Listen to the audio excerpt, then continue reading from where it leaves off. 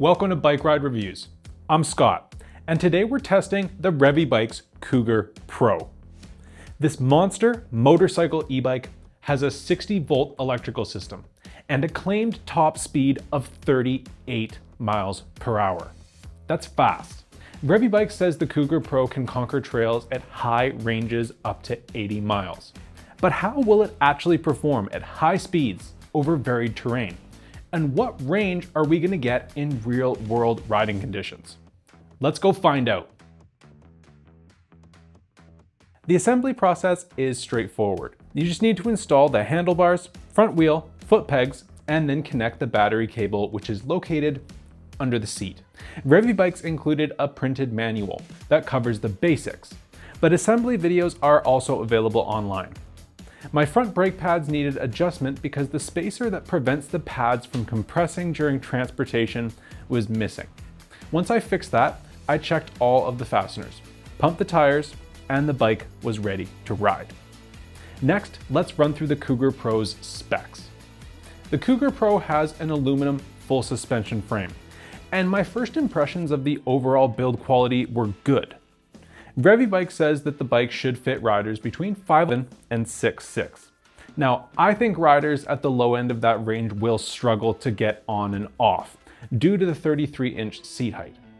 The long seat and included foot pegs make it possible to carry a passenger as long as you stay within the 350-pound payload capacity. The Cougar Pro runs an inverted coil suspension fork up front and a coil shock in the rear. The Cougar Pro runs a 60-volt electrical system, a step up from the 48 or 52-volt systems that you typically see on Class 3 e-bikes. Power comes from a Hentac rear hub motor with a nominal output of 750 watts, a peak output of 1600 watts, and 110 newton meters of torque. A cadence sensor controls pedal assist, and the throttle power is linked to the chosen assist level. The battery is a 60-volt, 20 amp hour, or 1200 watt-hour unit. The included 4 amp charger is better than the 2 or 3 amp chargers that come with most e-bikes in this price range. It's going to charge your battery faster, and Revibike says a full charge takes just 6 hours, which is pretty good for this size of battery. By changing the riding mode in settings, the Cougar can be programmed to meet Class 1, 2, and 3 e-bike laws. The throttle is also easy to disconnect for full compliance with Classes 1 and 3. This bike also has off-road and private road modes, which are Class 4 and 5 in the controls. In off-road mode, the Cougar Pro will reach 28 miles per hour with the throttle, and in private road mode, the 28 mile per hour speed limit is removed, allowing the bike to reach around 38 miles per hour, at least for me. Before using either of these modes on public roads or trails, be sure to check your local laws. The 3.5-inch LCD display is bright. It's easy to read in direct sunlight, and it's straightforward to use. Revibikes includes 2 NFC cards for locking and unlocking it.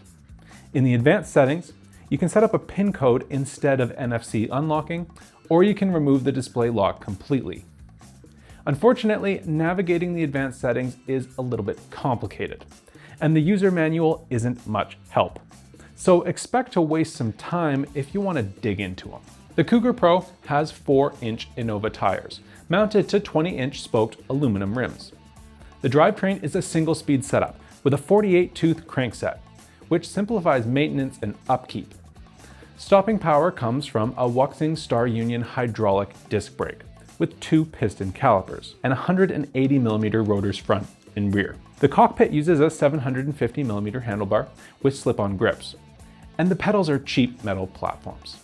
The Cougar Pro ships with integrated front and rear lights, a brake light, and turn signals with handy display icons. Front and rear fenders are included, though ours did arrive without the front fender. A center basket and rear basket are available as optional accessories. Our test unit came with the center basket. This bike is certified to comply with UL 2849 and UL 2271 safety standards, and it has a respectable IPX6 water resistance rating. Now it's time to see how the Cougar Pro actually performs out on the road and on the trail. As I mentioned earlier, the Cougar Pro has a long bench seat with a height of 33 inches. I personally found a workable riding position, as long as I wasn't pedaling. The reach feels long, but this space is necessary for fitting a passenger behind you. At 80 pounds with a 51-inch wheelbase, the bike is a handful to move around without motor assistance, and it's certainly too heavy to carry any real distance. You'll also need an e-bike specific bike rack if you want to transport it on a vehicle. Pedaling is uncomfortable from the first revolution. Like all motorcycle style e-bikes, the position is cramped. And if you're my height, which is 6 feet, your knees almost reach your chest at the top of each revolution. Maybe that's a little extreme, but they feel high. The wide top tube battery also pushes your knees outward, which kind of worsens the problem. The single speed drivetrain adds another issue. At 18 miles per hour, there's no resistance left when you're pedaling. Now overall, this bike is clearly designed to be ridden using the throttle. And thankfully, the throttle delivers smooth and consistent power. So the bike accelerates in a controlled manner. Now that said, it still gains speed quickly. And when unrestricted, it reaches 20 miles per hour in just 6 seconds over flat ground. In Class 3 and off-road mode, the throttle speed is capped at 20 miles per hour and 28 miles per hour respectively. But in the private road mode, the Cougar Pro is a different machine. Using the throttle, it easily cruises up to 34 miles per hour.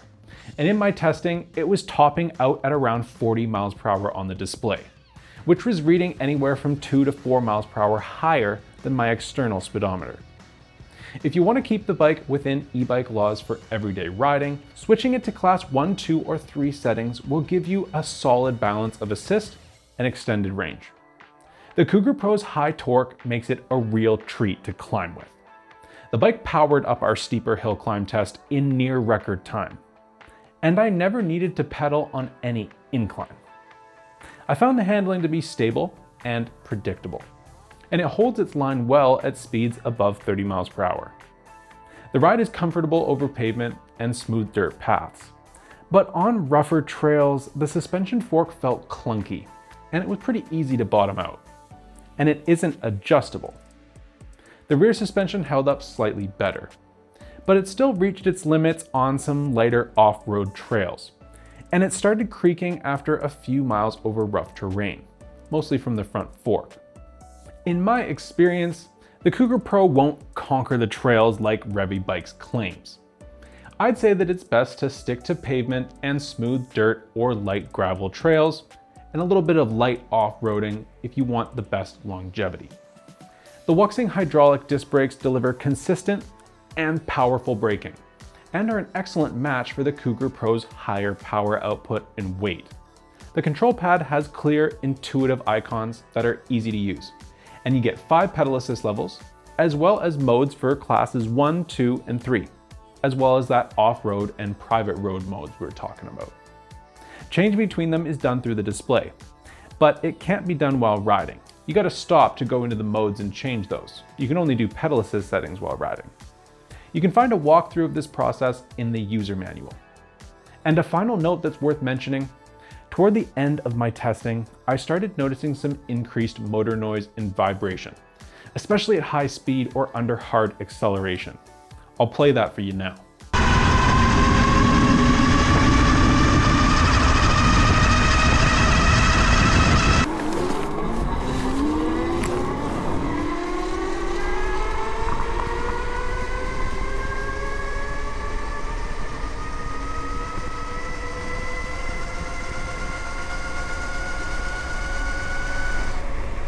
This noise got louder throughout the test period, and it's worth taking into account if you're considering the Cougar Pro.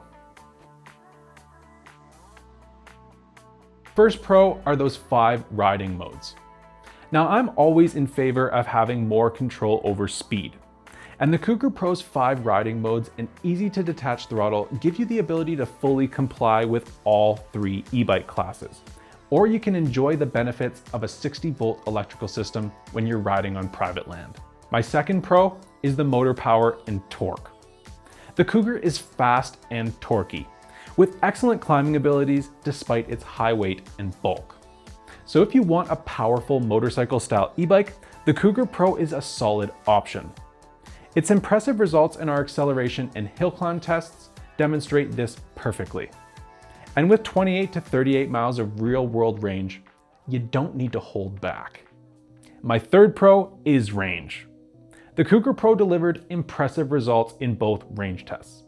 In Class 3 mode and pedal assist level 5, the Cougar Pro lasted just over 38 miles, while climbing around 2,100 feet of elevation. I did this test relying mostly on throttle power. In unrestricted private road mode, the range dropped less than I expected considering all the power, coming in at 27.7 miles with almost 1,200 feet of climbing. Some pretty good results. But not everything can be great, and I had a couple of cons. My first one was some clunky suspension. The suspension fork was a big disappointment for me. It offers no adjustment, and it bottomed out easily. The rear suspension performed better thanks to its preload and rebound adjustments, but it still reaches its limits quickly over potholes and washboards. After a few short off-road rides, the suspension also developed kind of a clunky noise that retorquing the fasteners just didn't fix. Overall, I really recommend sticking to pavement and some smoother off-road paths on this bike. And my second con is the pedalability. If you plan on buying the Cougar Pro, you just need to consider that it's more of a motorbike than a regular bicycle, as you'll probably almost exclusively ride it using the throttle due to the cramped, kind of uncomfortable pedaling geometry. Now this is really typical for moto-style e-bikes, but it's made kind of worse by the wide top tube battery that forces your knees outward, as well as the single-speed drivetrain. So it really doesn't offer any resistance past 18 miles per hour if you're trying to pedal. For our first climbing test up a gradual hill, the Cougar Pro delivered strong results in both tests. It took just 2 minutes and 24 seconds to climb the gradual hill, which puts it just behind the Pucky Puppy Labrador and the Mock Wheel Obsidian. The Cougar Pro's performance in the second test up a steep hill was the more impressive of the two, taking just 1 minute and 52 seconds to climb the steep hill, and beating all of the single motor bikes that I've personally tested. Only the dual motor models have ever climbed this hill faster, so that's a great result. In the acceleration test, the Cougar Pro went from 0 to 20 miles per hour in just 6 seconds using the throttle. That was using Class 3 mode. It's one of the fastest times I've recorded, and quicker than all of the comparable bikes. I tested the Cougar Pro first in Class 3 mode at pedal assist 5. In this mode, the throttle caps at 20 miles per hour, and pedal assist takes you up to 28. Since pedaling's not very comfortable, I mainly use the throttle, with some pedaling on hills or when I needed to access that higher speed limit. The Cougar Pro covered 38.08 miles and 2,137 feet of elevation at an average speed of 15.5 miles per hour, outlasting 3 of the 4 comparison bikes. The only comparable results came from the Snapcycle R1 Pro, which managed 38.97 miles. Instead of testing this bike in a moderate power mode like I usually do, I thought it would be more useful to see how much range I could get with maximum assist and no speed limit, again relying almost exclusively on the throttle. In this test, the Cougar Pro covered an impressive 27.67 miles and 1,169 feet of elevation gain at a high average speed of 17.4 miles per hour. The Cougar Pro stopped in just 14 feet from 20 miles per hour in our braking test, which is an excellent result considering the typical stopping distance is between 16 and 20 feet. So, does the Cougar Pro live up to Revibike's marketing claims? Well, it certainly offers high-speed fun, accelerating to 20 miles per hour in just 6 seconds, topping out at close to 40 miles per hour, and climbing hills faster than all of the 750-watt e-bikes that we've tested. The 5 riding modes also give you a lot of scope to adjust the power and speed limit to fit your preferences and local laws. And thankfully, with all that power on tap, the braking power matches the motor's performance, stopping in 14 feet from 20 miles per hour, which are the best results I've recorded. The Cougar Pro's throttle-only range in the highest assist settings are equally impressive, outperforming most competing e-bikes. Unfortunately, the Cougar Pro's ride quality doesn't quite match the performance of its electronics. The clunky non-adjustable suspension fork bottoms out easily, and the rear suspension doesn't fare that much better. Pedaling is also a little bit uncomfortable, but that's really not a surprise for a motorcycle-style e-bike. Aside from the inaccurate speedometer, my only other worry was some motor noise that increased throughout testing. If you're happy to accept the drawbacks I've mentioned, and you want an exciting moto-style e-bike for riding in the city and on bike paths, the Revibike's Cougar Pro delivers at a reasonable price point. What do you think about the Cougar Pro? Let me know in the comments. And if you own any of Revibike's models, I'd love to hear your experience. If you're still looking for your next bike, check out bikeride.com. We've got hundreds of bike reviews, plus handy search tools and our curated best bike lists to narrow the search. You can also find ride events near you to join, brush up on your maintenance with our repair guides, or discuss anything to do with bikes in our forums. Thanks for watching, and stay tuned for our next review.